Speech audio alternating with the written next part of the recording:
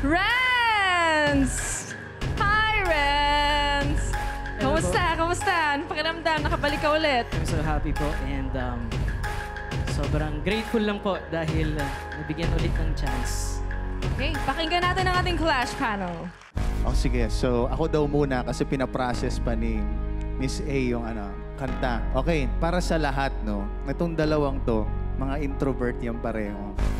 Very quiet. Pero pag kumanta talaga, lumalabas talaga ang tunay na vocal quality at tunay na talagang excellence sa kanilang ginagawa. So, Renz, nilabas mo ulit yun sa stage na ngayon.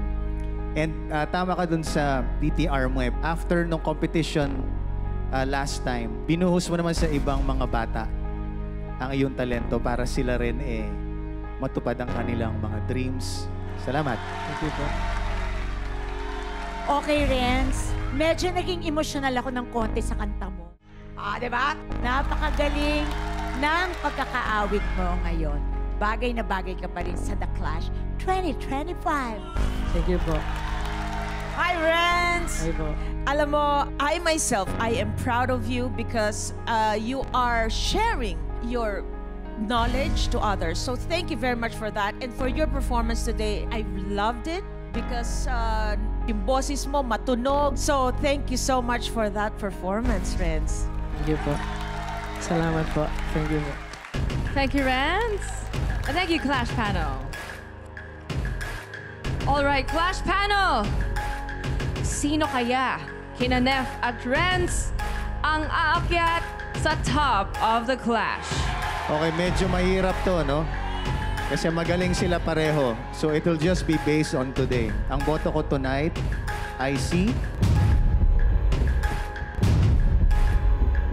Renz. One vote for Renz. At ang boto ko naman ay mapupunta kay... Nef! One vote for Nef. Sabi ng ribbon ko, ang boto ko daw ay dapat kong ibigay kay... Nef.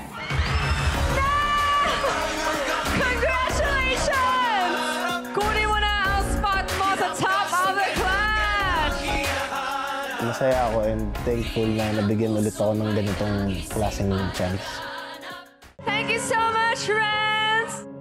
Happy pa rin naman kasi blessing pa rin yung makapag-perform po sa bagong season ng The Clash.